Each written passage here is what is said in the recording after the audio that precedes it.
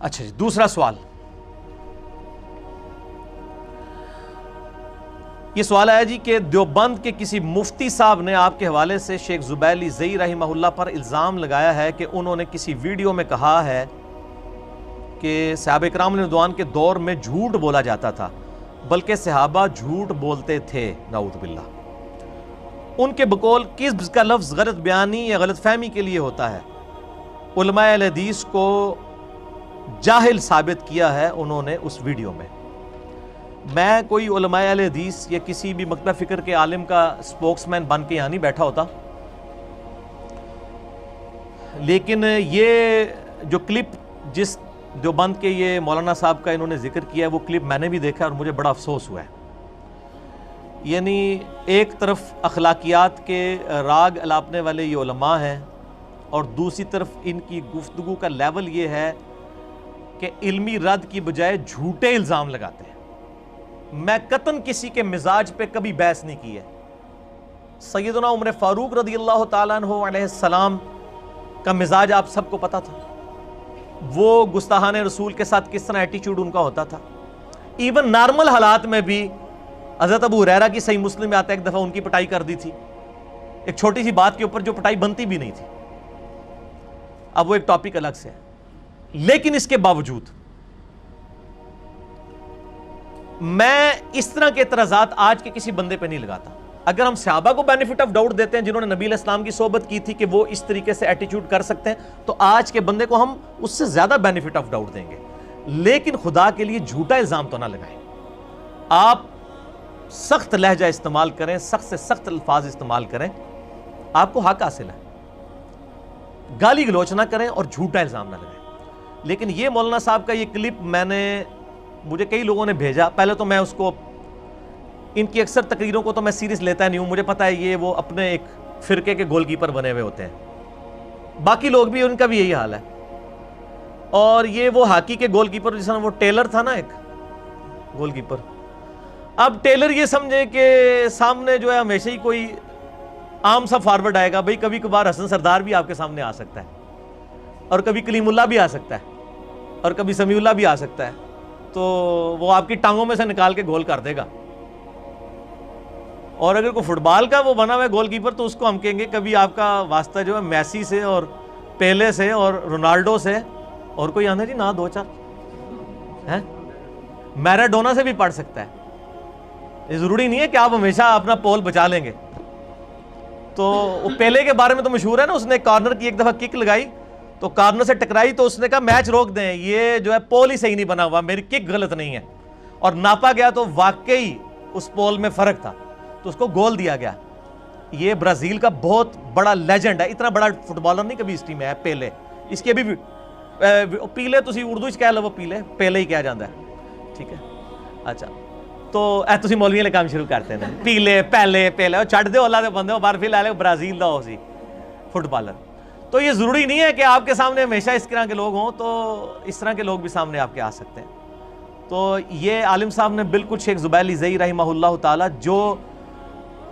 جن سے میں کئی معاملات میں بھی اختلاف رکھتا ہوں، اور میں اپنا استاد ان کو مانتا ہوں ان معنوں میں کہ میں نے ان سے کئی چیزیں سیکھی ہیں باقاعدہ، اس طریقے سے استاد شاگرد، وہ مولوی اور وہ شاگرد والا معاملہ نہیں ہے، نہ میں نے کبھی دعویٰ کیا۔ لیکن یہ جھوٹا الزام، اور یہ مجھے اس لیے بھی زیادہ دکھ ہوا کہ یہ جس ویڈیو کا انہوں نے حوالہ دیا ہے نا، وہ ویڈیو میرے ساتھ ریکارڈڈ ہے شیخ زبیلی زئی صاحب کی۔ 17 جون 2009 کو میں نے 1 to 100 کوسچنز کیے تھے، جو لاکھوں لوگ یوٹیوب پہ دیکھ چکے ہیں۔ آپ لکھیں 100 question of engineer Muhammad Ali Mirza with شیخ زبیلی زئی۔ اس میں شیخ زبیر صاحب نے کچھ چیزیں ڈسکس کرتے ہوئے کہا تھا کہ صحابہ کرام کے دور میں جھوٹ بولا جاتا تھا۔ انہوں نے عبداللہ بن عمر کا حوالہ دیا کہ عبداللہ بن عمر جو ہیں وہ ساتھیوں کو، جو وہاں پہ کوئی تابعین وغیرہ جمع ہوتے ہیں، ان کو کہتے ہیں تم لوگ جھوٹ بولتے ہو، نبی علیہ السلام تو یہ کرتے تھے، یہاں سے تلبیہ پڑھتے تھے، تم مجھے یہ بتاتے ہو، میں نے حضور کے ساتھ خود حج کیا ہے۔ تو یار مطلب انہوں نے کوئی غلط بیانی کی ہے؟ اچھا اب اس نے یہ چلاکی کیا کی، اس بندے نے یہی چلاکی کرتے ہیں، علماء کا طریقہ واردات ہوتا ہے۔ میں آپ کو تمام مقاطع فکر کا طریقہ واردات بتاؤں۔ بریلوی گول کیپر نے جب اپنا پول بچانا ہوگا نا، بریلوی مولوی نے، وہ کسی بندے کی غلطی اس طرح ہائی لائٹ کرے گا کہ اس کو کہے گا یار اس نے دیکھو نبی علیہ السلام دی گستاخی کر دیتی ہے۔ چونکہ بریلویت میں یہ سودا بکتا ہے کہ آپ کسی کو گستاخ رسول ثابت کریں اور وہ پبلک متنفر ہو جائے۔ اچھا دیوبند نے جب یہ کام کرنا ہوتا ہے نا تو وہ چونکہ صحابہ آپ کو پتا ہے وہ ایک پوری کے پوری ایک نیریٹو لے کے چل رہے ہیں، وہ گستاخ رسول کسی کو ڈکلیئر کر کے اپنی پبلک کو اس کے خلاف نہیں کر سکتے، کیونکہ اس کے لیے وہ اتنے سینسٹیو نہیں ہیں جتنے وہ گستاخ صحابہ کے لفظ کے اوپر ہیں۔ یہ تو انجینئر صاحب ہی دس سکتے ہیں نا جہاں سارے اچرے نے، اور آپ لوگوں کو بھی پتا، آپ بھی سارے انٹلیکچوئلز ہیں یہاں پہ، تو وہ کوشش کریں گے کہ ایسی بات کریں کہ گستاخ صحابہ ڈکلیئر کریں کسی کو، تاکہ کہ یہ تو دیکھو جی زبیر لزئی تو کہتے تھے کہ صحابہ جھوٹ بولتے ہیں، تاکہ ہماری پبلک کی مت ماری جائے۔ سر آپ کی پبلک اب گھاس نہیں کھاتی ہے، وہ بھی پڑھ لکھ گئی ہے۔ یہ پرانے زمانے کی پبلک تھی، یوٹیوب کی پیدائش سے پہلے، جیسے وہ شفاق صاحب کہتے تھے نا اللہ نو دعا کرو کہ ڈیزل اور پٹرول دوبارہ زمین نہیں چلا جائے تو دنیا تے سکون ہو جائے گا۔ لوگ اپنے اپنے علاقے میں ہی حلوائی کر کے زندگی گزارے گئے۔ اب علماء سے میں کہتا ہوں آپ دعا کرو یوٹیوب دوبارہ چلی جائے، لیکن یہ دعا تھوڑی قبول نہیں ہونی، پاویں امام کعبہ گلو کروا لو۔ اب سچائی لوگوں کے سامنے آ جائے گی، کیونکہ اللہ تعالیٰ نے نشد ثانیہ اسلام کی کرنی ہے نا، تو ظاہر ہے کہ پبلک نے ہمیشہ تو جاہل نہیں رہنا۔ اسلام نے هو الذی ارسل رسولہ بالہدی ودین الحق لیظہرہ علی الدین کلہ، مسند احمد میں صحیح حدیث ہے کہ قیامت سے پہلے ایک زمانہ آئے گا ایسا کہ کوئی گھر دنیا کا نہیں بچے گا جس کے اندر میری دعوت نہ پہنچائے۔ یہ صحیح سند کے ساتھ ہے، اور یہ مشکات میں آپ کو کتاب الاعتصام بالکتاب والسنہ چیپٹر میں بھی آپ کو حدیث مل جائے گی، اور یہ گھر گھر نبی علیہ السلام کا پیغام۔ ابھی تک یہ وقت نہیں آیا، ابھی تک تو اتنا اسلام ابھی بھی کافر دنیا میں زیادہ ہے۔ تو یہ ان کی مینٹالٹی ہوتی ہے کہ آپ گستاخ صحابہ ڈکلیئر کر دو تاکہ دیوبندی وہاں اچھا گستاخ صحابہ او باجی بس ٹھیک ہے۔ اب آپ آ جائیں اہل حدیث کے اوپر۔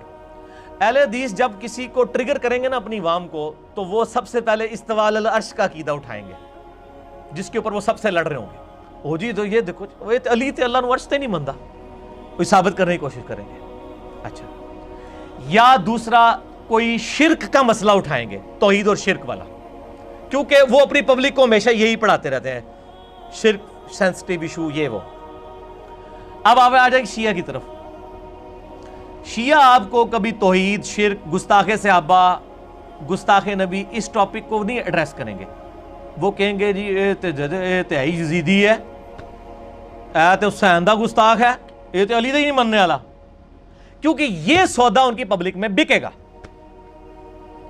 سر میں علماء سے ریکویسٹ کروں گا پلیز جھوٹے الزامات لوگوں پہ نہ لگائیں، ورنہ اگر میں نے انجینئرنگ کرنی شروع کر دی تو واللہ آپ اپنے علماء کیا اپنی عوام میں بھی کسی کو چہرہ نہیں دکھا سکیں گے جو میں آپ کا علمی محاسبہ کروں گا، کیونکہ میں بار بار کہتا ہوں کہ اللہ دے وہ بندے ہو تہاڈا واسطہ پڑھے لکھے بندے نال پیا ہے، کسی جاہل نال نہیں پیا کہ جو بندہ مطلب وہ سکول ہی نہیں پڑھ سکیا سی تے کسی دوسری لائن آ گیا، ٹھیک ہے نا جی۔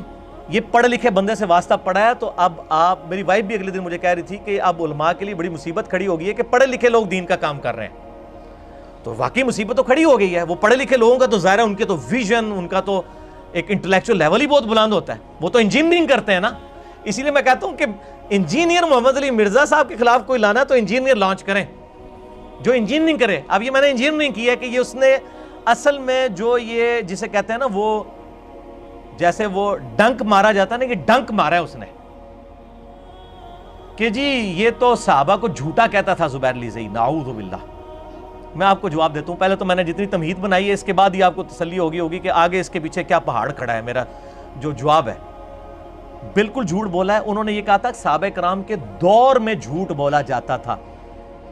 میرا چیلنج ہے، انہوں نے نہ کہیں لکھا نہ کہا کہ صحابہ کرام جھوٹ بولتے تھے، لیکن اس شخص نے پہلے جملہ وہی کوٹ کیا، اس کے بعد کہا کہ اس نے دبے الفاظ میں اصل میں یہ کہنا چاہا ہے کہ صحابہ جھوٹ بولتے تھے، اور خود سے روایتیں پھر بیان کرنی شروع کر دیں اور اپنا لقمہ شیخ زبیر صاحب کے منہ میں ڈال دیا۔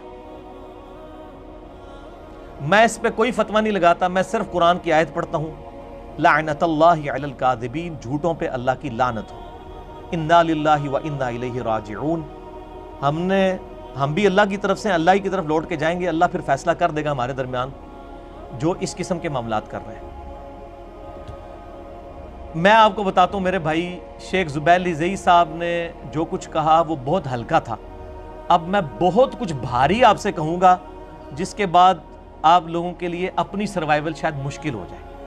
شیخ زبیر صاحب نے تو یہ کہا نا کہ صحابہ کرام علیہم رضوان کے دور میں جھوٹ بولا جاتا تھا، اور یقیناً اس سے مراد تابعین ہے، صحابہ کو نہیں وہ لے رہے تھے۔ میں آپ سے کہتا ہوں یہ بہت ہلکا جملہ ہے، مجھ سے آپ سنیں کہ جتنے کذاب راوی ہیں، حدیثیں گھڑنے والے، جھوٹے نبی علیہ السلام پہ حدیثیں باندھنے والے اور دوزخ کمانے والے، ان کی اکثریت تابعین میں ہے، کیونکہ اسلام نے رومن اور پرشین امپائر گرا دی تھی۔ لوگوں کو غم تھا اسلام کے اس مسئلے کے اوپر سے کلمہ پڑھ لیا، کلمہ گو تھے، مسلمان تھے، قانوناً تابعی تھے، قانوناً تابعی تھے، اندر سے وہ منافق تھے۔ ابان بن ابی عیاش تابعی ہے، جس نے وہ واقعہ گھڑا ہے کہ حضرت عمر رضی اللہ تعالیٰ عنہ علیہ السلام نے سیدہ فاطمہ کو پہ دروازہ پھینکا اور وہ شہید ہوگی۔ صحیح مسلم کے مقدمے میں امام مسلم نے لکھا ہے کہ یہ کذاب راوی ہے، اس کی روایتیں لوگ لے کے چل رہے ہیں۔ تو سر یہ کوئی بریلوی دیوبندی اہل حدیث یا شیخ زبیر علی صاحب کا شاگرد تو نہیں تھا؟ ابان بن ابی عیاش کون تھا؟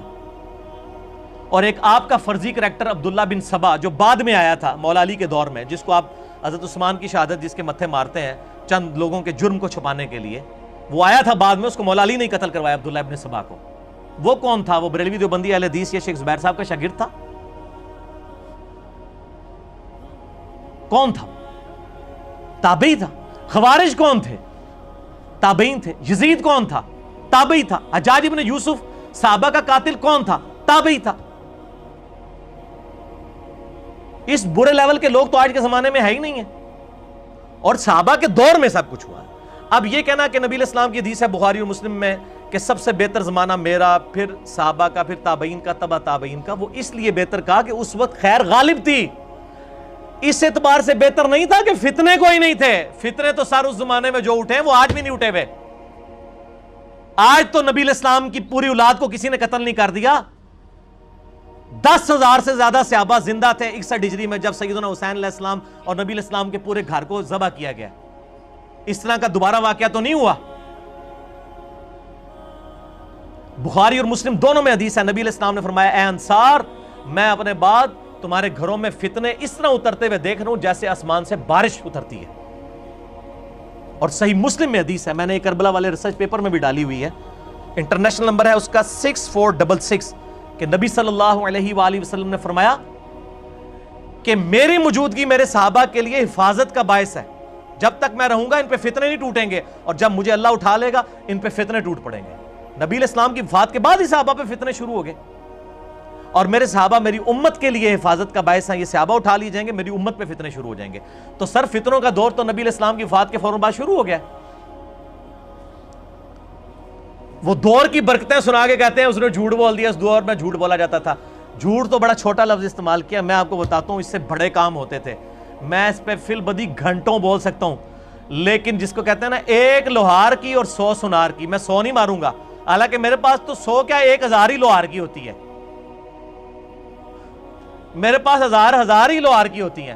میں ایک پیش کروں گا اور پھر میں ان سے پوچھوں گا کہ اللہ کے بندو، اب آپ لوگ اعلانیہ توبہ کرتے ہو اور اپنی عوام کو صحیح بات بتاتے ہو۔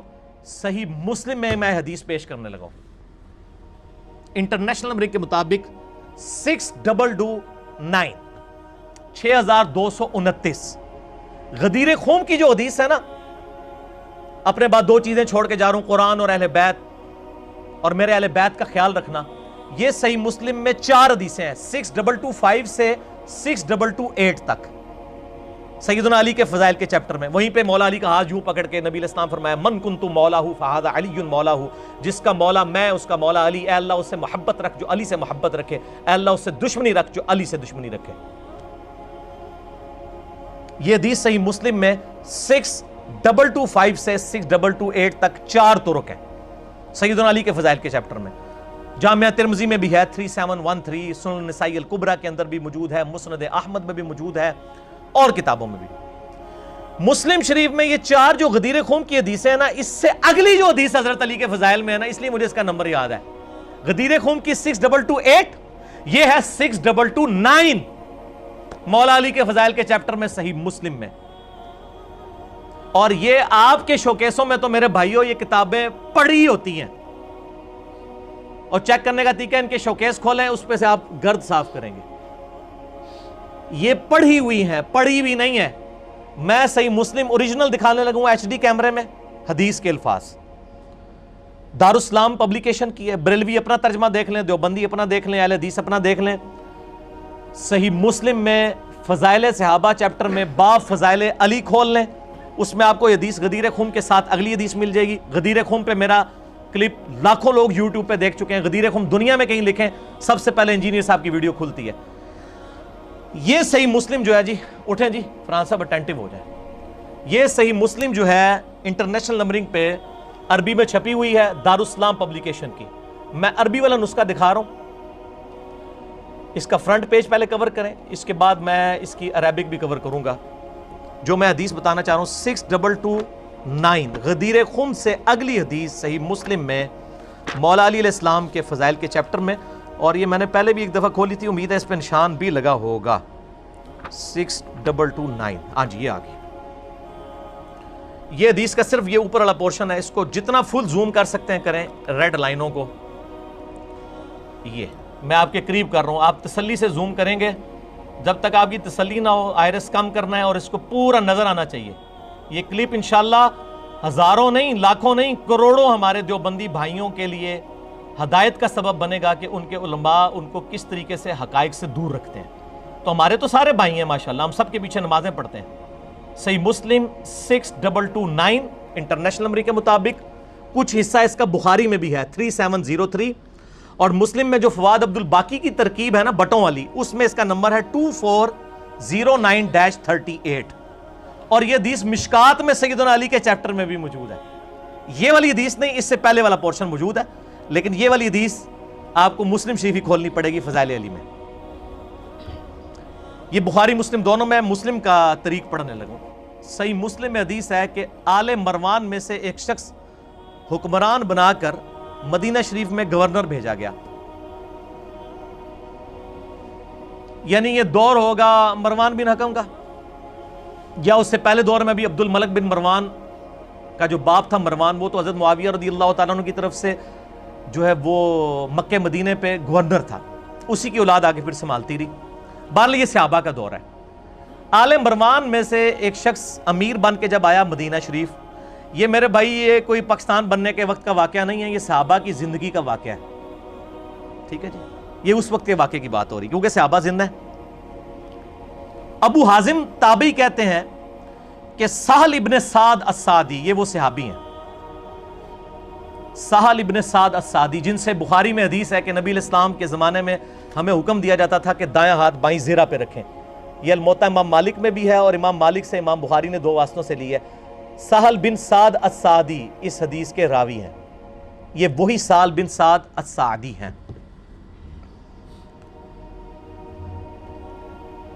رجل من آل مروان، ایک مرد جو ہے وہ آل مروان میں سے مدینے میں حکمران بن کے آیا. قال فدعا سہل ابن سعد، تو راوی کہتے ہیں اس نے سہل ابن سعد کو بلایا. سہل ابن سعد بریلوی دیوبندی اہل حدیث شیعہ نہیں ہے، صحابی ہے اور شروع کے صحابہ میں سے ہے، سابقون الاولون میں سے ہے، بدری صحابہ میں سے. فامرہ، اور اس نے حکمران تھا، اس نے حکم دیا صحابی کو این یشتم علیہ، کہ علی کو گالیاں دے. سب کا لفظ ہونا تو یہ کہتے ہیں جی وہ سب کا تو مطلب ہوتا ہے تنقید، گالی بھی ہوتا ہے لیکن یہاں مطلب ہم تنقید لیں گے، یہاں سب کا لفظ نہیں ہے. یشتم علیہ، سب و شتم، شتم کہتے ہیں گالی نکالنے. ابھی بھی آگے مزید تسلی ہوگی اس کا بھی، اگر آپ نے اور مطلب نکالا وہ گالی کیا تھی وہ بھی اس میں آ گئی ہے. یہ وہ حدیث ہے جو کسی ناسبی کے گلے سے نیچے نہیں اترتی. جب ہم کہتے ہیں نا کہ آل امیہ کے دور میں صلح حسن 41 ہجری سے لے کے 99 ہجری سیدنا عمر بن عبدالعزیز کے دور تک، اللہ تعالیٰ ان کی مغفرت کرے کہ انہوں نے یہ معاملات جو ہیں وہ سیدھے کیے. اور ان اللہ یأمر بالعدل والاحسان والی آیت سورۃ النحل آیت نمبر 90 داخل کی خطبے میں سیدنا علی پر ممبروں پر لعنت ہوتی تھی. علی پر لعنت، علی سے محبت کرنے والوں پہ لعنت. یہ کہتے ہیں وہ سب کا مطلب ہے تنقید ہوتی تھی. اچھا صحابہ پہ ممبروں پہ تنقید ہونا یہ اچھا کام ہے؟ آپ تو بڑے عاشق بنتے ہیں صحابہ کے، حضرت علی پہ تنقید ہو تو یہ اچھا کام ہے، کسی اور پہ ہو تو یہ رافضیت ہے. تو یہ رافضیت کہاں سے شروع ہوئی ہے؟ 41 ہجری سے 99 ہجری تک، صلح حسن کے بعد سے. وہ کہتے ہیں نہیں وہ تنقید ہوتی تھی. تنقید بھی حرام ہے. تنقید نہیں تھی، لعنت ہوتی تھی. یہ الفاظ ہیں صحیح مسلم میں 6229 انٹرنیشنل نمبر کے مطابق. یہ الفاظ میں بدلنے لگوں کہ تو علی کو گالیاں دے. قال فابا، تو راوی کہتے ہیں کہ اس نے تو پھر انکار کیا. یار علی پہ کو گالی نکالے گا؟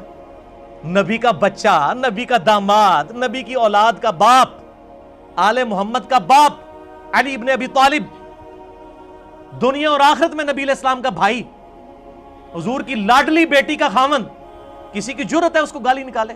اور وہ صحابی ہو بدری. قال فابا سہل، تو وہ کہتے ہیں کہ سہل نے انکار کر دیا. فقال له، تو اس حکمران نے ان سے کہا اما اذا ابیتا، اگر تو انکاری ہی ہے حضرت علی کو گالیاں نکالنے سے، فقل، تو بس اتنا کہہ دے لعن اللہ ابا تراب، تو کہہ ابو تراب پہ اللہ کی لعنت ہو. تو اگر علی پہ لعنت نہیں بھیج سکتا تو علی کی کنیت پہ ہی لعنت بھیج دے. یہ کہتے ہیں سب کا مطلب تنقید ہے. یہ لعن کا مطلب تنقید قیامت تک کسی ڈکشنری میں نہیں آئے گا. جھوٹ بولتے ہیں آپ لوگ. لعن اللہ ابا تراب، یہ وہ کہتا نہیں صحابہ کرام کے دور میں جھوٹ بولا جاتا تھا. صحابہ کرام کے دور میں حضرت علی رضی اللہ تعالیٰ عنہ پر، جن کو آپ اور میں سب مانتے ہیں، ان پر لعنت کروائی جاتی تھی صحابہ سے ممبروں پر، اور صحابہ انکار کرتے تھے. اور آپ وہ دور اس طرح پیش کر رہے ہیں جس طرح اس دور میں کچھ نہیں ہوتا تھا، اور کہتے ہیں شیخ زبیر علی زئی نے کہہ دیا جھوٹ بولا جاتا. جھوٹ تو چیز ہی چھوٹی ہے. اور یہ آپ کے اس جعلی کلپ کی برکت ہے کہ آج پبلک کے سامنے یہ چیزیں میں لے کے آ رہا ہوں. آپ نے جھوٹا الزام لگایا. آپ جتنی اس طرح کی حرکتیں کریں گے واللہ آپ اپنی پبلک کے سامنے اتنے ہی شرمندہ ہوں گے، کیونکہ آپ کا واسطہ پڑھے لکھے بندے کے ساتھ پڑا ہے، کسی جاہل کے ساتھ نہیں پڑا.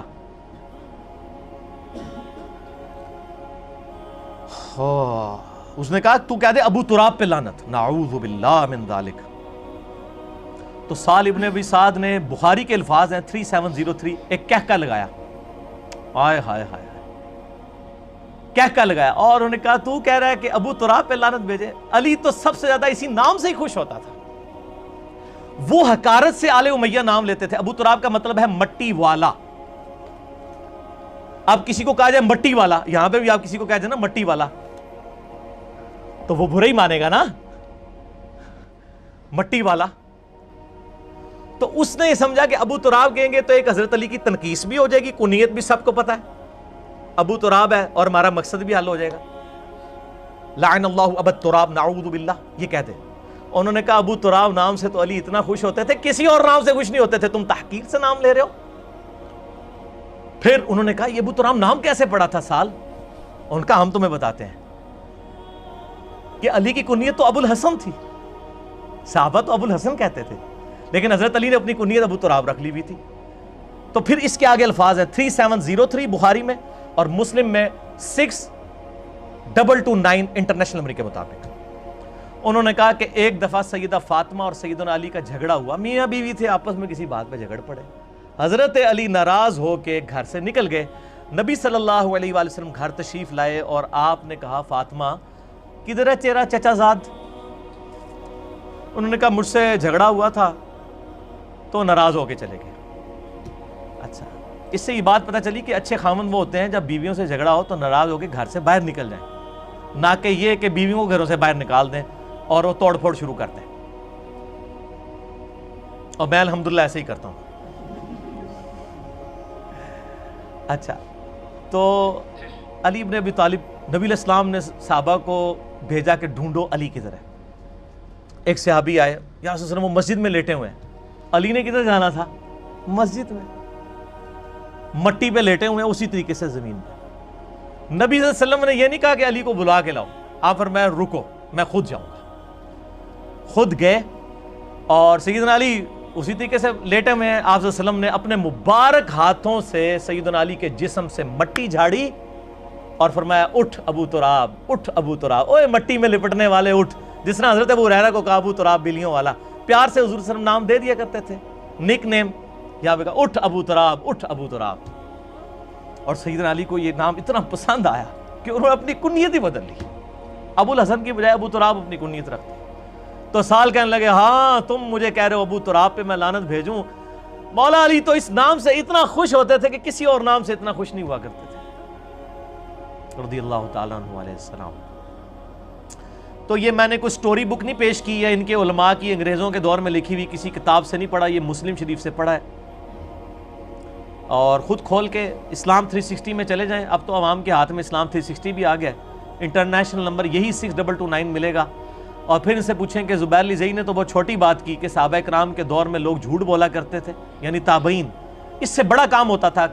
شیخ زبیر صاحب کو یہ کہنا چاہیے تھا کہ صحابہ کرام کے دور میں ایسے لوگ بھی حکمران بن گئے تھے جو صحابہ کرام کو ممبروں پہ بلا کے حضرت علی پہ لعنت کروایا کرتے تھے, تاکہ آپ کے کانوں اور آنکھوں میں سے آپ کی پبلک کے دھواں چھوٹے کہ یار اتنی بڑی ریالٹی آپ نے ہم سے چھپائی ہوئی ہے. اور یہ ریالٹی اللہ کے فضل سے ہم نے کھول کے پبلک کے سامنے رکھی ہے. یہ میرا انٹرنیشنل پمفلٹ ہے اور یہ تقاضا ہے کہ ان کو فرحان صاحب یہ دکھا دیں. یہ فری, ہم پوری دنیا میں لاکھوں روپے کا یہ پمفلٹ جاتا ہے. اور PDF آپ ahlsunnatpak.com سے اس کو ڈاؤن لوڈ کر سکتے ہیں. واقعہ کربلا کا حقیقی پس منظر 72 صحیح الاسناد احادیث کی روشنی میں اہل سنت کی مین سٹریم کی کتابوں سے 200 احادیث 70% بخاری اور مسلم سے ہیں, اور باقی کتابوں سے الحمدللہ عربی میں بھی ہے, اردو میں بھی ہے, انگلش میں بھی ہے, ہندی میں بھی ہے. شہادت عمر رضی اللہ تعالیٰ عنہ سے لے کر شہادت کربلا تک, جنگ جمل صفین نہروان, اس کا حقیقی پس منظر, یہ جعلی پس منظر نہیں, خیالی پلاؤ نہیں پکایا ہوا. عبداللہ بن سبا تھا, اس نے 10,000 صحابہ کو دوسری طرف لگا دیا, نعوذ باللہ. یہ عبداللہ بن سبا نے ان کی مت ماری تھی, انہوں نے چند لوگوں کو چھپانے کے لیے سب کچھ کیا. تو یہ الحمدللہ میرے ریسرچ پیپر آپ PDF ڈاؤن لوڈ کریں 5B ریسرچ پیپر ahlsunnatpak.com سے, واٹس ایپ گروپ سے فری منگوا لیں. آپ اس کی ہارڈ کاپی عثمان بھائی سے منگوا سکتے ہیں فری. اور عثمان بھائی کا نمبر نوٹ کر لیں پوری دنیا کے اندر, +92 321 59000162. مفت PDF آپ کے گھر آئے گا الحمدللہ. مور دین 1 لاکھ 1 لاکھ روپے سے زیادہ کی ڈاک ہماری الحمدللہ پر منتھ پورے ملک کے اندر فری جاتی ہے. 1 روپیہ ہم کسی سے نہیں لیتے اللہ کے فضل سے. تو یہ آپ نے ہارڈ کاپی بھی فری منگوا سکتے ہیں یہ ریسرچ پیپر کی. اور الحمدللہ یہ تمام علماء تک ہم نے پہنچایا بھی ہے. کسی کے پاس جواب نہیں, وہ کہنا سچائی ہے بس بیان نہیں کرنی چاہیے. تو یہ نمبر +92 321 59000162 عثمان بھائی کا نمبر ہے. کال کریں, ٹیکسٹ بھیجیں, اپنا نام پورا ایڈریس بھیجیں, فری آپ کے گھر میں ڈاک آ جائے گی انشاءاللہ تعالیٰ. ناسبیت کا جو ہے نا وہ کچا چٹا سارا اس میں کھل گیا ہوا ہے. ناسبیت کہتے ہیں سیدنا علی سے بغض رکھنے والے لوگ, جو مسند احمد میں صحیح حدیث ہے فضائل الصحابہ امام احمد بن حنبل کتاب میں کہ سیدنا علی کہتے ہیں میری وجہ سے 2 فرقے دوزخ میں جائیں گے, ایک میری محبت میں غلوف کر کے, ایک میری دشمنی میں غلوف کر کے. اور میری وجہ سے 2 فرقے گمراہ ہوں گے, ایک میری محبت میں غلوف کر کے, ایک میری دشمنی میں. ہمیں تو بچپن سے محبت میں غلوف کرنے والے بتائے گئے ہیں, دشمنی میں تو کرنے والے وہ خود تھے جو ان مسندوں میں بیٹھے تھے. انہوں نے ہمیں بتایا نہیں ہے کہ صرف رافضی نہیں ہوتے, ناسبی بھی ہوتے ہیں. اور وہ اب تمام اہل سنت کے آف شوٹس کے اندر موجود ہیں. اہل حدیث میں بھی ناسبی ہیں, دیوبندیوں میں موجود ہیں, بریلویوں میں بھی ہیں. بریلویوں میں پہلے بہت کم تھے, اب ان میں بھی زیادہ آنا شروع ہو گئے. تو یہ ناسبی اور رافضی دونوں. اور میں ان کو بتاؤں, یہ شرم کریں, صحیح مسلم کی حدیث ہے 240 انٹرنیشنل نمبر کے مطابق, علی سے محبت نہیں رکھے گا مگر مومن, علی سے بغض نہیں رکھے گا مگر منافق. محبت علی از دا لٹمس ٹیسٹ آف ایمان.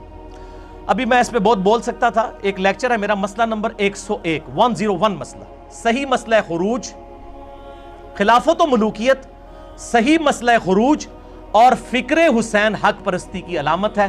یوٹیوب پہ جا کے آپ دیکھیں, آپ کو پتہ چل جائے گا. یہ تو سر میں نے ابھی صرف آپ کو تھوڑا سا نمونہ کروایا ہے, ابھی بہت کچھ پڑا ہوا ہے میرے پاس. بلکہ میں آج اسپیشلی, چونکہ یہ مجھے کلپ اتنے لوگوں نے بھیجا تھا اور مجھے یہ یعنی ریٹن فارم کے اندر بھی کوسچن لوگوں نے بھیجے تھے, کہ میں آج باقاعدہ آتے ہوئے صحیح مسلم شریف اردو ترجمے والی بھی بریلویوں کی ساتھ لے کے آیا تھا کہ میں ان کو صحیح مسلم شریف یہ دکھا دوں. شبیر بدر سب سے بڑا پاکستان میں ادارہ ہے بریلویوں کا, یہ ٹائٹل پیج میں آپ کو دکھا رہا ہوں, باقی آپ مسلم شریف کا مقدمہ خود کھول کے پڑھ لیں. پہلی 92 روایات صحیح مسلم کا مقدمہ ہے جو امام مسلم نے خود لکھا ہے, میں نے نہیں لکھا, خود لکھا ہے انہوں نے, جس میں انہوں نے بتایا کہ تابعین نے کس طرح جھوٹی حدیثیں گھڑنے کے اور جھوٹ بولنے کے ماہر تھے تابعین, اور نیکوکار بھی رج کے تھے اور جھوٹے بھی رج کے سن. یہ دونوں باتیں لکھی ہیں. کہتا ہے جی کذب کا مطلب جو ہے نا جی غلط بیان نہیں ہوتا ہے، جھوٹ نہیں ہوتا، اور جو صحابہ پہ لعنتیں بھیج رہے ہیں ان کا دفاع کر رہے ہیں آپ لوگ۔ یہاں میں آپ کو بتاتا ہوں کتنی کتنی جھوٹی روایتیں انہوں نے نبی علیہ السلام کے اوپر گھڑی ہیں۔ صحیح مسلم کی پہلی 92 روایات صرف اس ٹاپک پہ ہیں کہ صحیح حدیث کیوں ضروری ہے۔ میں نے مسئلہ نمبر 36 ریکارڈ کروایا ہے، ضعیف الاسناد اور من گھڑت احادیث کے فتنے کا تحقیقی جائزہ۔ اس میں میں نے مسلم شریف کا مقدمہ پڑھایا ہے، اور آپ کو لگے گا امام مسلم آج کے دور کا انسان ہے یا انجینئر محمد علی مرزا اس زمانے میں ہے، کوئی فرق ہی نہیں ہے۔ وہی رونا وہ اس زمانے میں رو رہے ہیں کہ بیڑا غرق ہو جائے گا ضعیف روایتوں کی وجہ سے، آج ہو گیا ہوا ہے۔ تو یہ مقدمہ میں نے پورا پڑھایا ہے، اور میرا ایک یوٹیوب پہ کلپ بھی ہے، ضعیف الاسناد احادیث ایمان کے لیے خطرہ۔ میں آج اس ٹاپک کی طرف نہیں جاؤں گا، میں صرف اس مقدمے میں سے جو شیخ زبیر صاحب پہ اس نے جھوٹا الزام لگایا نا کہ وہ کہتے تھے صحابہ کے دور میں جھوٹ بولا جاتا تھا، میں امام مسلم سے ثابت کروں گا کہ انہوں نے لکھا ہے کہ سب سے زیادہ جھوٹے لوگ ہی صحابہ کرام کے زمانے کے اندر موجود تھے جنہوں نے جھوٹی حدیثیں گھڑی ہیں، اور وہ مسلمان تھے، کافر نہیں تھے، ورنہ تو حدیث سنتے یہودیوں سے تو حدیثیں نہیں لینی تھی۔ اور یہ بھی انہوں نے جھوٹ مشہور کیا جی حضرت عثمان کے قاتلین یہودی تھے۔ صحیح بخاری میں انٹرنیشنل نمبر کے مطابق 695 نمبر حدیث ہے کہ سیدنا عثمان کو آگے صحابہ کہتے ہیں کہ آپ ہمارے امیر ہیں، اور مسجد پہ فتنوں کے امام کا قبضہ ہے، جس کو 14ویں صدی کے ملائیوں نے کہا کہ جی یہ تو تھے وہ صبائی پارٹی تھی۔ حضرت عثمان نے کہا تو ہم ان کے پیچھے نماز پڑھ لیں؟ صحابہ نے پوچھا۔ حضرت عثمان غنی رضی اللہ تعالیٰ نے فرمایا کہ مسلمانوں میں نماز ہی تو ایک نیکی کا کام ہے، نیکی کے کاموں میں ان کا ساتھ دو، برائی میں ان سے الگ رہو، اسی امام کے پیچھے نماز پڑھو جس نے مسجد نبی پہ قبضہ کیا ہے۔ یار اگر وہ یہودیوں نے قبضہ کیا ہوتا تو حضرت عثمان یہ کہتا ہے یہودیوں کے پیچھے نماز پڑھو۔ آپ نے ایسے ایسے جھوٹ بولے کہ پھر اللہ تعالیٰ نے انجینئر صاحب جیسے مسکین لوگ اٹھائے جن کے سامنے آپ لاچار ہو گئے۔ وہ تو مسکین تھا لیکن آپ بھی اس کے سامنے لاچار ہو گئے۔ اب یہ بات مجھے ضمناً آئی، آج میرے ذہن میں یہ بات اچانک آ گئی بڑے، یہ صحیح بخاری بھی یہ اے مسلم دیکھی سی نا، ہوں بخاری بھی دیکھو، اے پڑھی ہوئی نہیں پڑھی ہوئی ہے۔ اے جناب منوک پہلے کٹ لین دو صحیح بخاری شریف انٹرنیشنل نمبر کے مطابق 695، یہ تو مجھے نمبر یاد ہے، اکثر یاد ہوتے ہیں اس قسم کے نمبر۔ یہ صبائی فتنہ جو جھوٹ بولا تھا، یہ میں اب آپ کے سامنے اس کے اوپر نشان لگا رہا ہوں، اور میں آپ کو اس کا باقاعدہ سیدنا عثمان غنی رضی اللہ تعالیٰ عنہ کا فتویٰ دکھانے لگا ہوں، اور اس کے اوپر امام بخاری کا باب بھی ہے کہ فتنے اور بدعتی امام، فتنوں کا امام اور بدعتی امام، اس کے پیچھے نماز درست ہے۔ ٹھیک ہے، ہاں یہ حضرت عثمان غنی رضی اللہ تعالیٰ عنہ کا فتویٰ، یہ کسی مفتی اعظم پاکستان کا فتویٰ نہیں ہے، یہ مفتی اعظم اسلام کا فتویٰ ہے، سیدنا عثمان غنی رضی اللہ تعالیٰ عنہ۔ آپ کے جو علماء ہیں نا وہ تو گلی محلوں کے میرے بھائی علماء اور مفتی ہیں، یہ امت کا امام ہے عثمان غنی رضی اللہ تعالیٰ عنہ۔ یہ 695 جی صحیح بخاری سے انٹرنیشنل نمبر کے مطابق ان کو دکھائیں، پہلے تو بخاری شریف دکھائیں ان کو۔ اے روزے دی برکتاں نے شیطان قید ہے نا، تو میں کہ وہ آزاد ہونے تو پہلے پہلے جڑے وہ شتونگڑے نے نا، جڑے من الجنتی والناس، ہاں جی وہ بھی چڑھ جان، تاکہ وہ آگے کہ میری باقی اولاد کتنے گئی، صحیح چھوڑ کے گیا سا۔ اچھا یہ رمضان میں بھی سارے شیاطین نہیں قید ہوتے ہیں، صرف سرکش شیطان ہوتے ہیں، چھوٹے موٹے پھرتے رہتے ہیں، اکثر نظر بھی آتے ہیں، آپ مجھے نہیں پوچھنا کہاں نظر آتے ہیں، آپ کو پتہ ہے کہاں ہوتے ہیں زیادہ تر۔ اچھا جی یہ دکھائیں جی، ان کو کلوز کریں 695 صحیح بخاری سے۔ سیدنا عثمان سے آ کے صحابی پوچھتا ہے کہ آپ ہمارے امام ہیں، مسجد پہ فتنے کے امام کا قبضہ ہے، ہمیں بتائیں نمازیں ہم کہاں پڑھیں؟ انہوں نے کہا 1.5 اینٹ کی مسجد آدھا بناؤ۔ انہوں نے کہا نماز مسلمانوں میں نیکی کا کام ہے، نیکی کے کاموں میں ان کا ساتھ دو، برائی میں ان سے الگ رہو۔ اسی لیے میں کہتا ہوں بریلوی، دیوبندی، اہل حدیث، شیعہ سب کے پیچھے نماز ہو جاتی ہے، اور میں کہتا نہیں ہوں، پڑھتا بھی ہوں اللہ کے فضل سے، اور اس کی ترغیب بھی دلاتا ہوں، آج سے نہیں شروع سے دلا رہا ہوں اللہ کے فضل سے۔ باقی تو صرف میٹھی میٹھی باتیں صرف ٹی وی پہ آ کے کرتے ہیں یا اپنے لیکچرز میں امت کو جوڑنے کی، اندر کھاتے وہ کٹر اپنے اپنے فرقوں میں ہوتے ہیں۔ ٹھیک ہے نا جی، اب آ جائیں آپ مسلم شریف کا مقدمہ، یہ مسلم شریف بھی دکھائیں جی ان کو، بریلویوں کا ترجمہ شبیر برادرز کا۔ اس کا مقدمہ بریلویوں کا ترجمہ اس لیے پڑھوں گا کہ لوگ کہیں گے یار وہ ذرا یہ ادب والا ترجمہ ہوتا ہے نا، باقی تو گستاخانہ ترجمے کرتے ہیں، وہ کہیں اس نے خود سے نہ کر دیا ہو۔ شبیر برادرز سب سے بڑا پاکستان میں بریلویوں کا یہ ادارہ ہے، اربوں کے شیئرز ہیں اس کے، اس سے بڑا کوئی ادارہ نہیں۔ انہوں نے حدیث کی بے شمار کتابیں چھاپ دی ہیں، سب سے زیادہ، بلکہ اہل حدیثوں سے زیادہ انہوں نے چھاپ دی ہیں۔ اس میں جو صحیح مسلم کا مقدمہ ہے نا جی، میں اس مقدمے میں سے روایات پڑھوں گا۔ اب ساری روایات مجھے وہاں HD کیمرے میں دکھانے کی ضرورت نہیں، آپ خود ہی مسلم شریف کسی بہانے سے مسلم شریف خود کھولو گے نا، اب کیمرے کو پیچھے سیٹ کر دیں, میں صرف اب پڑھ کے اس میں سے کچھ چیزیں میں نے انڈر لائن کی ہوئی ہیں, آج کی نہیں 7-8 سال پہلے کی. آج میں نے اسپیشل اس کو نکالا ہے پھر اس کے لیے. یہ میں آپ کو پڑھ کے سنا دیتا ہوں. پہلی حدیث جو صحیح مسلم کی ہے نا, مولا علی علیہ السلام سے ہے. مولا علی علیہ السلام سے صحیح مسلم کی پہلی حدیث ہے. نبی صلی اللہ علیہ وآلہ وسلم نے فرمایا, اور حضرت علی نے خطبہ دیتے ہوئے یہ کہا کہ میں نے نبی صلی اللہ علیہ وآلہ وسلم سے یہ بات سنی تھی کہ جس نے میری طرف جھوٹی بات منسوب کی وہ اپنا مقام دوزخ میں دیکھ لے. دیکھنا میری طرف جھوٹی بات منسوب نہ کرنا, جو میری طرف جھوٹی بات منسوب کرے گا وہ جہنم میں جائے گا. یہ مسلم کی پہلی حدیث ہے مولا علی سے, اور یہ حدیث بخاری میں بھی موجود ہے. اس کے بعد حضرت ابو ہریرہ سے روایت آتی ہے کہ انسان کے جھوٹا ہونے کے لیے اتنا ہی کافی ہے کہ ہر سنی سنائی بات کو آگے کر دے کہ جی وہ شیخ زبیر لیزئی صاحب تو جی وہ صحابہ کو جھوٹا کہتے تھے, نعوذ باللہ. آگے سنیں, یہ کافی ہے. مسئلہ 36 میں نے سارا پڑھایا ہے. حضرت عبداللہ بن مسعود کہتے ہیں کہ بعض کا شیطان انسان کی شکل میں آ کے حدیث بیان کر کے چلا جاتا ہے. جب لوگ منتشر ہو جاتے ہیں تو لوگ کہتے ہیں کہ یہ فلاں شخص یہاں حدیث بیان کر رہا تھا, میں نے خود سنا ہے, میں اس کی شکل سے واقف ہوں لیکن میں اسے جانتا نہیں ہوں, حالانکہ وہ شیطان ہوتا ہے. اسی لیے محدثین نے اسماء و رجال کا علم ڈیوائز کیا ہے کہ آپ پوری جان پھٹک کریں گے کہ کس راوی سے آپ حدیث لے رہے ہیں. اچھا جی, یہ سن لے آگے. حضرت عبداللہ بن عباس فرماتے ہیں کہ جب ہم پہلے کسی شخص کو کہتے ہوئے سنتے کہ نبی صلی اللہ علیہ وسلم نے فرمایا تو ہماری نگاہیں اس پر جم جاتی تھی اور ہمارے کان اس کی طرف متوجہ ہوتے تھے. لیکن جب سے لوگوں نے ہر طرح کی حدیثیں بیان کرنا شروع کر دی ہیں تو ہم صرف انہی روایات کو قبول کرتے ہیں جن کو ہم پہلے سے جانتے ہوں. تو عبداللہ بن عباس کے زمانے میں یہ شیخ زبیر لیزئی صاحب حدیثیں بیان کرتے تھے یا تابعین بیان کرتے تھے یا یہودی کرتے تھے؟ اور عبداللہ بن عباس کہہ رہے کہ اب ہم پہلے واقف ہوں تو ہم پھر اس کو متوجہ ہوتے ہیں, ورنہ ہم کہتے ہیں کہ یہ پتہ نہیں ہے بھی ہے کہ نہیں, یہ خود سے بیان کر رہا ہے.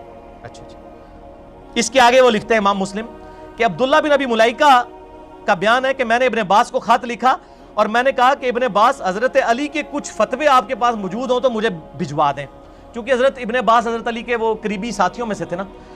تو ابن عباس نے حضرت علی کے جو فتوے تھے, جو ان کے فیصلوں کا ریکارڈ تھا, صحیح بخاری میں موجود ہے نا کہ حضرت علی علیہ السلام کوفے کے ممبر پر ظہر سے لے کے مغرب تک, بیچ میں عصر کی نماز ایک پڑھتے تھے, بیٹھ کے لوگوں کو مسائل سکھاتے تھے, وضو کرنے کا طریقہ اور مسائل سکھاتے تھے. تو حضرت علی ظاہر کوفہ تو پھر علم کا گڑھ بن گیا تھا, حضرت علی کی وجہ سے سب لوگ وہاں پہ شفٹ ہو گئے تھے. تو مولا علی علیہ السلام کے فتووں کا ریکارڈ ابن عباس نے منگوایا کہ ابن ابی ملیکہ کو بھیجیں, تابعی کو. جب انہوں نے فتوے پڑھنے شروع کیے تو وہ راوی کہتے ہیں کہ جب کوئی ایسی بات سامنے آتی کہ جو روٹین سے ہٹ کے ہوتی تو ابن عباس فرماتے اللہ کی قسم اگر علی نے یہ فیصلہ دیا ہوتا تو علی بھی گمراہ ہو جاتا, انہوں نے یہ فیصلے بدل دیے ہیں. حضرت علی کی وفات کے بعد ان کی زندگی میں حضرت علی کے فتوے بدلنے والے بریلوی دیوبندی اہل حدیث شیعہ تھے یا تابعین تھے؟ تابعین. یہ آندہ اللہ دے بندو ایک کلپ نہ اس طرح ریکارڈ کرانا. آگے سنیں, ابو اسحاق کہتے ہیں جب لوگوں نے حضرت علی کی وفات کے بعد نئی بدعتیں ایجاد کر لیں تو حضرت علی کے ایک ساتھی نے کہا اللہ ان کو برباد کرے, ان لوگوں نے اتنا بڑا علم خراب کر دیا ہے. یعنی حضرت علی کے فتاویٰ تھے, جس طرح آج بھی سپریم کورٹ کے پرانے فیصلوں سے بھی ہائی کورٹ ڈیسیژن لیتا ہے نا, جی سپریم کورٹ نے فلاں فیصلہ اس وقت میں کیا تھا, اس کی پلی لیتے ہوئے ہم بھی یہ فیصلہ کرتے ہیں. تو حضرت علی جو ہے کوفے میں پہنچ کے حضرت ابو بکر عمر کے فیصلوں سے پلی لیتے تھے اور بعد کے لوگ حضرت علی کے فیصلوں سے.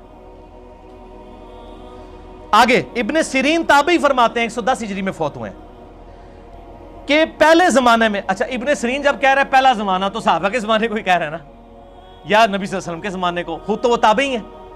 پہلے زمانے میں اسناد کے بارے میں ہم تحقیق نہیں کیا کرتے تھے, لیکن جب سے فتنے ہوئے ہیں تو اہل علم نے یہ تحقیق کرنا شروع کر دی ہے کہ ہمیں اپنی سردوں کے راویوں کے بارے میں بھی بتاؤ. اگر وہ راوی اہل سنت ہو تو روایت قبول ہو جاتی ہے, اگر وہ اہل بدعت ہو تو قبول نہیں ہوتی. یہ اہل سنت جو ہے نا, وہ اہل سنت انفی دیوبندی, اہل سنت انفی بریلوی, اہل سنت سلفی اہل حدیث نہیں ہے. یہ اہل سنت صحابہ تابعین والا, سنت کے طریقے پہ چلنے والا. اہل بدعت کی روایت قبول نہیں کرتے. آگے آئیں جی, ابو زناد تابعی کہتے ہیں, تبع تابعی ہیں, وہ کہتے ہیں میرے والد کا بیان ہے, والد ہوا تابعی, کہ میں نے مدینہ منورہ میں 100 ایسے لوگوں کو پایا جو سب نیک تھے, لیکن ان کے نیک ہونے پر بھی اتفاق تھا اور اس پر بھی اتفاق تھا کہ ان میں سے کسی کی حدیث قبول نہیں کی جائے گی کیونکہ یہ حدیث بیان کرنے کے اہل ہی نہیں ہے. یہاں پہ بھی آپ یہ نیک لوگ دیکھ رہے ہیں نا جو بڑی بڑی جھوٹی روایتیں قصہ کہانی بیان کرتے ہیں. ابھی تو آگے امام مسلم کا بھی آنا ہے فتویٰ, وہ سب سے ہائٹ ہے اس میں جو آگے آئے گی. آگے عبداللہ بن مبارک کہتے ہیں اسناد دین کا حصہ ہے, اگر سند نہ ہو تو ہر شخص اپنی مرضی کا دین بیان کرے. ایک مولانا صاحب نے اس کو اسناد سے مراد اپنی مولوی کی ڈگری سمجھ لی, ان کا سند لفظ آ گیا چلو میں مت مار دیں پبلک. یہ اسناد ہوتی ہے جیسے ہے امام بخاری کہتے ہیں میں نے سنا احمد بن حنبل سے, احمد بن حنبل نے سنا محمد ابن ادریس شافعی سے, شافعی نے سنا مالک بن انس سے, مالک بن انس نے سنا نافع سے, نافع نے عبداللہ بن عمر سے, عبداللہ بن عمر نے نبی صلی اللہ علیہ وآلہ وسلم نے. اس چین کو, اس ٹریک کو, اس طریق کو کہتے ہیں سند. یہ تو ہڑی ڈگریاں نہیں نے, کیونکہ آپ کی ڈگریاں بریلویوں کی دیوبندی نہیں مانتے, دیوبندیوں کی بریلوی نہیں مانتے, کہتے ہیں یہ تو جاہل ہے, وہ کہتا ہے وہ تو جاہل ہے. یہ تو ہڑی ڈگریاں تو سب نے جاہل ڈکلیئر کی ہوئی ایک دوسرے میں آپس میں. ہم کہتے ہیں شاید سارے ہی صحیح کہہ رہے ہوں, ہم سب کی تصدیق کرتے ہیں, ہم کسی کو ناراض نہیں کرتے. ٹھیک ہے, لا نفرق بین احد, ہم کسی کا انکار نہیں کرتے ان میں سے. اچھا جی آگے چلیں. یہ تو میں 1 گھنٹہ بول سکتا تھا, میں آپ کو موٹے موٹے جو انڈر لائن کیے ہیں. ہائے یحییٰ بن سعید القطان تبع تابعی, بڑی مشہور یہ تبع تابعی 198 ہجری میں فوت ہوئے ہیں. یحییٰ بن سعید القطان کے بارے میں احمد بن حنبل فرماتے ہیں اس سے زیادہ نیک آدمی میں نے محدثین میں نہیں دیکھا. اور یہ وہی ہیں جو جن کا میں نے بتایا تھا کہ ان کے جبے میں ہر وقت تسبیح ہوتی تھی 100 دانوں کی. یحییٰ بن سعید القطان بہت پرہیزگار تبع تابعین تھے. اب یہ پرہیزگار لوگوں کی آپ بات سنیں. یحییٰ بن سعید القطان کا بیٹا اپنے والد سے نقل کرتا ہے, وہ فرمایا کرتے تھے کہ نیک لوگ سب سے زیادہ جھوٹ بولتے ہیں, اور یہ سب سے زیادہ جھوٹ احادیث کے بارے میں بولتے ہیں. اب ذرا یہ نیک نیک لوگ میں نام لیے بغیر کہوں گا, آپ کے ٹی وی چینلز کے اوپر اور آپ کے سوشل میڈیا پہ کئی سٹوریاں سنانے والے بڑی میٹھی میٹھی باتیں, پیچھے ہلکے ہلکے میوزک چل رہے ہوتے ہیں, بڑی رکت انگیز واقعات, قصے, کہانیاں, دو ملائی بیان کر رہے ہوتے ہیں. یہ تمام مکاتبہ فکر میں وہ میٹھی میٹھی باتیں کرنے والے لوگ موجود ہیں. اب ہماری چونکہ اکیڈمی کی اسٹریٹجی چینج ہوئی ہے, ورنہ میں پہلے نام بھی لے دیا کرتا تھا. لیکن آپ کو پتہ ہے کہ اس طرح کے ایک بہت بڑے عالم دین دیوبند مکتبہ فکر میں بھی ہیں, اور ایک بہت بڑے عالم دین بریلوی مکتبہ فکر میں بھی ہیں. نام لینے کی ضرورت نہیں ہے, میٹھی میٹھی باتیں کرتے ہیں وہ. اچھا, میٹھی میٹھی جھوٹی جھوٹی, یہ اور یہ آج کے زمانے کے نہیں, اس زمانے میں بھی تھے, تابعین کے زمانے میں. اگر ایک تبع تابعی کہہ رہا ہے کہ سب سے زیادہ جھوٹ میں نے بولتے ہوئے جو ہے نیک لوگوں کو دیکھا ہے, تابعین کو دیکھا, اور تابعین کس کے زمانے کے؟ صحابہ کے. آگے سنیں, بات ختم نہیں ہوئی. ابن ابی عتاب کہتے ہیں میری ملاقات یحییٰ بن سعید القطان کے بیٹے سے ہوئی تو میں نے کہا کہ مجھے محمد بن یحییٰ نے آپ کے باپ کے بارے میں آپ کے ریفرنس سے یہ قول ذکر کیا ہے. تو انہوں نے کہا بالکل صحیح سنا ہے, میرا باپ یہ کہا کرتا تھا کہ نیک لوگ سب سے زیادہ جھوٹ احادیث کے بارے میں بولتے ہیں. اب امام مسلم کا ذرا فتویٰ سنیں, میٹھی سی بات. امام مسلم فرماتے ہیں یہ نیک لوگ جان بوجھ کر جھوٹ نہیں بولتے, بلکہ جھوٹ ان کی زبانوں پر ہر وقت جاری رہتا ہے. ایڈے جھوٹے نے, جھوٹ بول بول کے نکل دے جھوٹ ہے, قرآن حدیث نکل ہی نہیں سکتا انہاں دی زبان تو. امام مسلم نے قلم ہی توڑ دیا. انہوں نے کہا آپ یہ نہ سمجھیے گا یہ پلان کر کے جھوٹ بولتے ہیں, اے ہوندے ہی جھوٹے جے قصہ کہانیاں سنانے والے, ان پہ فی البدی جھوٹ جاری ہوتا ہے. یہ امام مسلم نے قلم ہی توڑ دیا. سنیں دوبارہ الفاظ, ہوئے ہوئے ہوئے ہوئے. قال مسلم یقول یجری الکذب علی لسانہم ولا یتعمدون الکذب. وہ کہتے ہیں کہ یہ جو جھوٹ ہے نا, یہ جان بوجھ کے نہیں بول رہے ہوتے, بلکہ ان کی زبان پہ سلپ ہی جھوٹ ہوتا ہے. اور سر ظاہر ہے جھوٹ بولنے سے تو پبلک کو اشتعال آتا ہے. جب آپ جھوٹے قصہ کہانیاں سناتے ہیں لوگ کہتے ہیں اوہ سبحان اللہ کیا بات کی ہے, واہ, یہ وہ ہوتی ہے بات. پھر ٹھیک ہو گیا جی, جھوٹ بھائی مزیدار تو ہوتا ہے نا. پھر آگے چلیں, آگے چلیں. اللہ تعالیٰ ان علماء کے لیے بھی ہدایت کا ذریعہ بنائے جن کی برکت سے یہ کلپ ریکارڈ ہو جاتے ہیں. ٹھیک ہے جی, آگے سنیں, بڑی مزے کی بات ہے. حمام کہتے ہیں ایک مرتبہ ابو داؤد اعمی قتادہ سے ملنے آئے. قتادہ بھی تابعی ہیں, ایک صحابی بھی ہے قتادہ. جب وہ چلا گیا تو بعض لوگوں نے کہا کہ یہ شخص اس بات کا دعوے دار ہے کہ اس نے 18 بدری صحابہ کو دیکھا ہے. 18 بدری صحابہ کو. قتادہ نے کہا وہ یہ شخص تو طاعون کے مرض سے پہلے بھیک مانگا کرتا تھا, اس کا علم حدیث سے کیا واسطہ؟ اللہ کی قسم یہ تو شاعی کوئی نہیں ہے. حسن بصری جیسے تابعی نے بھی کسی بدری صحابی سے کوئی حدیث نہیں سنی, اور سعید ابن مسیب جیسے تابعی نے بھی کسی بدری صحابی سے کوئی حدیث نہیں سنی سوائے ایک شخص کے, سعد ابن ابی وقاص کے. ان کا نام سعد بن مالک ہے, کنیت جو ہے وہ مالک کی ابی وقاص سے، یہ دونوں ایک ہی صحابی کے نام ہیں، بخاری میں دونوں نام آتے ہیں، سعد ابن ابی وقاص اور سعد بن مالک۔ وہ کہتے ہیں کہ حسن بصری اور سعید ابن مسیب جو خیر التابعین ہے، یہ وہ تابعین ہے جن سے صحابہ نے بھی حدیثیں روایت کی ہوئی ہیں، وہ بھی صرف ایک بدری صحابہ سے حدیث بیان کر رہے ہیں، اور یہ کہہ رہا ہے میں 18 کو ملا ہوا ہوں۔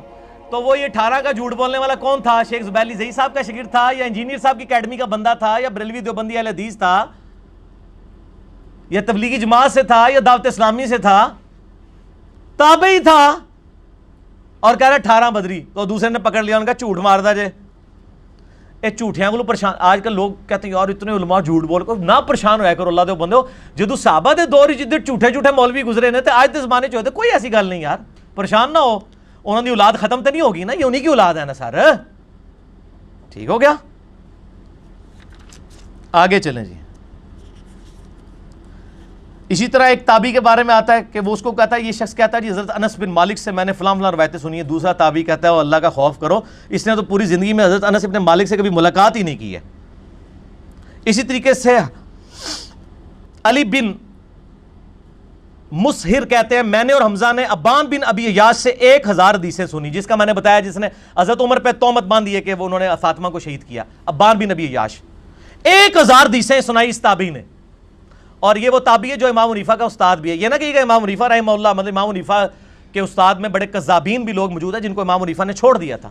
جابر جوفی کا بھی ذکر آئے گا اسی صحیح مسلم کے مقدمے میں کہ وہ کذاب تھا، بلکہ امام حنیفہ فرمایا کرتے تھے کہ میں نے جابر جوفی سے زیادہ کذاب شخص کوئی نہیں دیکھا، اور عطا بن ابی رباح سے افضل شخص کوئی نہیں دیکھا، اور عطا بن ابی رباح تابعی تھے، اسی لیے میں کہتا ہوں کہ امام حنیفہ تبع تابعی تھے۔